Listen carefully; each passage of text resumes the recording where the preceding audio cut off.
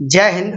तो आज का जो टॉपिक है वो बहुत ही बच्चों का कमेंट आ रहा था, उस पर फिर से हमने एक टॉपिक बनाया है जिसपे बच्चों का जो कमेंट था वो घरेलू चीजों से लेकर और कुछ बिजली से रिलेटेड, जैसे हमने आपको इससे पहले वाली वीडियो में समझाया था बल्ब के बारे में, क्योंकि बल्ब जो है किस तरीके से जलता है। ठीक है। तो उसके बाद बच्चों ने कमेंट किया कि सर हमें एक ऐसी वीडियो दीजिए जिसमें हम फ्यूज के बारे में समझ सकें, क्योंकि फ्यूज बहुत सारे बच्चों को समझ नहीं आता फ्यूज होता क्या है। तो आज का जो रहेगा वो हमारा रहेगा फ्यूज, विद्युत फ्यूज जो हमारा है। क्योंकि बहुत सारे बच्चे इसमें कंफ्यूज रहते हैं, बहुत सारे बच्चे कैसे रहते हैं, कंफ्यूज रहते हैं कि सर ये फ्यूज है तो है क्या, और इस फ्यूज का क्या उपयोग होता है, ये फ्यूज क्या होता है। क्योंकि इसका तो एक हम देहाती नाम बताते हैं, क्योंकि देहाती नाम से ज्यादा लोग जानते हैं, लेकिन जो हमारे पढ़े लिखे हैं थोड़ा जानते हैं या इलेक्ट्रिसिटी में रहते हैं उनको पता होता है ये फ्यूज क्या होता है। तो चलिए इस वीडियो में हम आपको बताते हैं कि फ्यूज कैसे काम करता है और क्या होता है, कहाँ पे उपयोग किया जाता है इसका, और कहाँ कहाँ पे लगाया जाता है और किस लिए लगाया जाता है। ठीक है, ये सारे आपके डाउट हैं इस वीडियो में कंप्लीट करा दी जाएंगे। ठीक है, सारे बच्चों से निवेदन यही है कि कॉपी पेन लेके बैठे, जिससे जो भी आपको बताया जाए तुरंत का तुरंत नोट करते जाए, क्योंकि हम लिखेंगे कम, आपको बोलेंगे ज्यादा। समझा गया? लिखेंगे हम कम, बोलेंगे ज्यादा, तो जितना हम बोलें वो आप लोग उस पर नोट कर सकते हैं वीडियो को रोक रोक कर। समझा गया? चलिए आगे बढ़ते हैं। तो वीडियो स्टार्ट करने से पहले आपसे निवेदन है बस वीडियो को लाइक कर देना और चैनल को सब्सक्राइब कर लियो, सबसे पहले कर लो, क्योंकि इस पे आपको जितनी सारी वीडियो मिलेंगी वो सब की सब आपको एजुकेशन से रिलेटेड मिलेगी। क्योंकि मैंने आपसे पहले बोल रखा मेरा टारगेट है उत्तर प्रदेश को आगे ले जाना। समझा? एजुकेशन क्षेत्र में उत्तर प्रदेश को आगे ले जाना, और बहुत बेहतरीन तरीके से सरल तरीके से, क्योंकि बच्चों के अंदर डाउट जो रहते हैं ना, क्योंकि बच्चे किताबी भाषा को कम समझ पाते हैं क्योंकि उसमें थोड़ा कठिन लिखा होता है। लेकिन आप टेंशन ना लो, हम हैं, बहुत सरल करके आपको समझाएंगे, और बिल्कुल भी किसी बात की टेंशन ना लो, बिल्कुल सरल करके आपको बता दिया जाएगा। चलिए आगे बढ़ते हैं। हम आपको बता दें विद्युत फ्यूज है तो है क्या। देखिए, विद्युत फ्यूज, विद्युत फ्यूज जो होता है, फ्यूज जिसे बोलते हैं हम अपनी देहाती भाषा में से कटआउट बोलते हैं, कट आउट। इस पे जो लोग होते हैं ना, देहात की भाषा में लोग जो होते हैं उसको कटआउट बोलते हैं। अब आपने देखो जैसे देखा होगा ट्रांसफार्मर होता है, उस ट्रांसफार्मर नीचे एक बॉक्स इतना बड़ा रखा होता है, उस बॉक्स मतलब व्हाइट कलर किसी कलर का भी हो सकता है, उस बॉक्स में ही कटआउट लगा होता है। अब जिसको कटआउट नहीं पता या फ्यूज नहीं पता, ये फ्यूज अगर नहीं पता तो आप लोग टेंशन ना लो, साइड पे दिखिए जाए फ्यूज का फोटो आपको दिखाई दे रहा होगा। इस तरीके से आपका फ्यूज होता है, इसी को हम कटआउट बोलते हैं, जो कि हमारे ट्रांसफार्मर नीचे जो बॉक्स रखा होता है उसी में लगाया लगाया जाता है। जिससे इसका उपयोग क्या होता है और इसका यूज कैसे है, मतलब क्यों लगाया जाता है।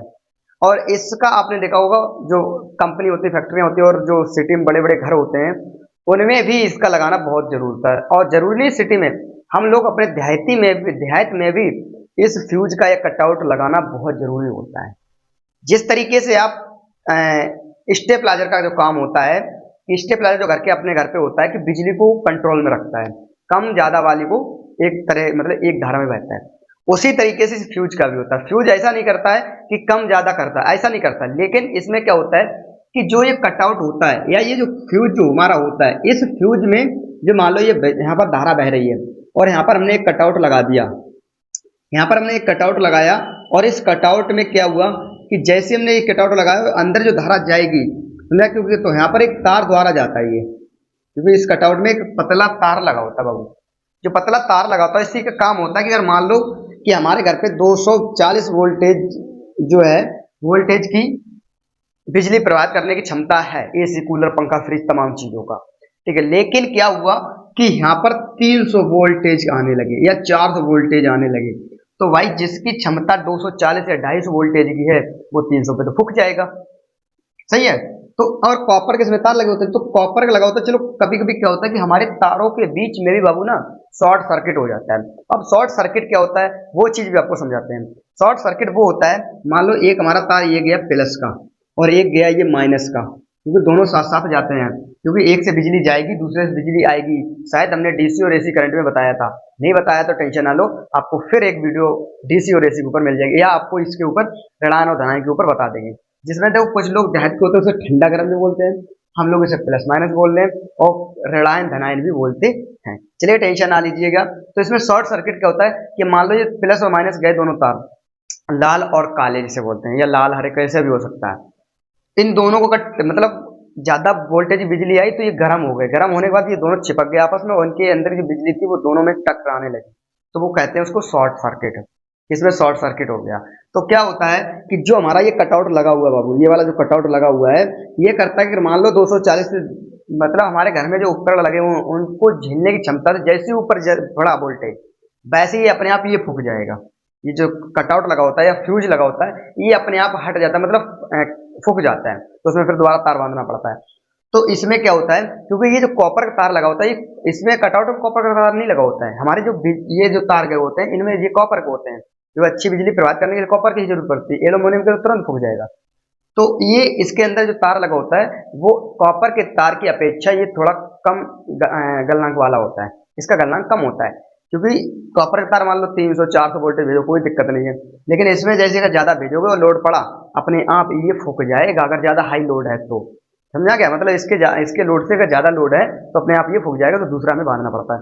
तो इससे हमें फायदा ये बाबू हो जाती है कि अगर हमारे घर में फ्यूज लगा हुआ है या कटआउट लगा हुआ है, तो हमारे घर के जितने सारे उपकरण हैं वो उपकरण एकदम सुरक्षित तरीके से बचे रहते हैं, क्योंकि उन उपकरणों में ये फूकने से रोकता है या खराब होने से रोकता है। मान लो जैसी ज्यादा बिजली प्रवाहित हुई वैसे ये फूक जाएगा, और जैसे ये फूका तो समझ लो अंदर वाले हमारे जो उपकरण हैं वो अपने आप बच जाएंगे। इसलिए ये फ्यूज लगाना बहुत जरूरी होता है। और आपने देखे होंगे कि मेन लाइन जहां से आती है, मेन लाइन के जस्ट थोड़ी दूर पे ही हमारे 2-3 या 1 लगा दिया जाता है, जिससे दो तो लगना कंपलसरी होता है, जो दो ही लगते हैं, एक रेड में एक रेड का मतलब एक धनायन होता है, एक ऋणायन होता है, तो इनमें दोनों में लगा दिया जाता है, जिससे हमारा जो ज्यादा अगर बिजली आती है तो घर में जितने उपकरण हैं वो सुरक्षित बने रहें, एक भी ना फटे। क्योंकि अगर घर में उपकरण हमारे एसी कूलर पंखा लगे हुए 30-40 हजार के लगे हुए हैं चीजें, भाई फ्रिज मान लो कितने कम का 15-20 हजार का लगा हुआ, तो अगर वो अब समझो अगर ज्यादा बिजली आई फूक गया तो 20 हजार का घाटा हो गया। लेकिन ये हम कहते ज्यादा 200-250-300 का आएगा, 700-800 1000 रुपए का आएगा, बस इससे ज्यादा खुल नहीं आएगा। तो अब बताइए 20 हजार का नुकसान लोगे या फ्यूज का सिर्फ ओनली 1500 का लोगे? इसलिए ये लगाना बहुत जरूरत है, और हर किसी घर में लगाना चाहिए।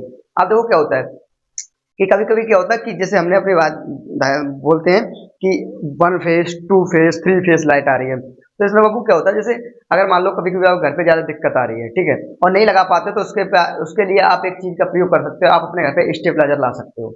स्टेबलाइजर अपने घर पे ला कर रख लो, और उसको मेन लाइट से जोड़कर, और अंदर की लाइट जो जाती है इनपुट आउटपुट करके उसको अंदर उसकी लाइट भेजना, क्योंकि हमारा स्टेबलाइजर का काम होता है अगर कम लाइट आ रही है तो उसको ऐड दो, वोल्टेज बढ़ा दो, तो अपने आप 240-200 मतलब 250 वोल्टेज अपने आप हो जाता है। उसका काम होता है कम लाइट को ज्यादा करना। अब ये चीज आपको कहाँ समझाऊंगा, ये जब हम आपको फिजिक्स क्लास इंटर क्लास 12 जो है, क्लास 12 का शायद चैप्टर है हमारे हिसाब से, ट्रांसफार्मर का नाम, ट्रांसफार्मर नहीं उसमें विद्युत के नाम से है, तो उसमें आपको ट्रांसफार्मर समझाएंगे, जिसमें आपका जनरेटर भी समझाएंगे, जनरेटर मतलब जनरेटर वाले हैं, ठीक है, जनरेटर इनके सबके अलग अलग हम आपको पार्ट बना के दे देंगे इसी चैनल पे, इसलिए कहते हैं सारे लोग आप इस चैनल को सब्सक्राइब कर लो।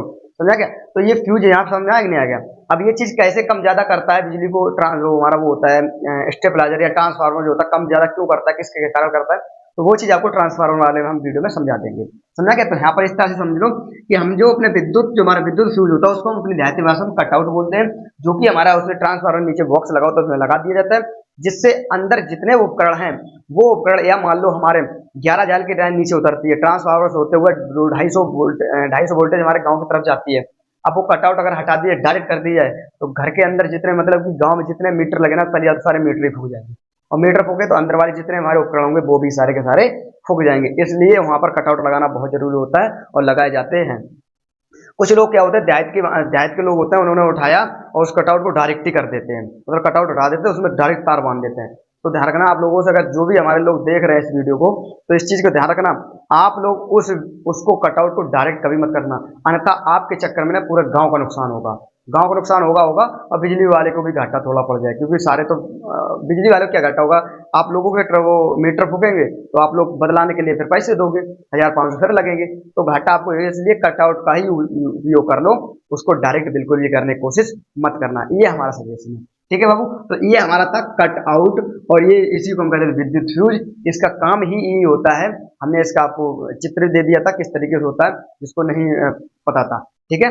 तो अब मिलते हैं नेक्स्ट वीडियो में, तब तक के लिए जय हिंद।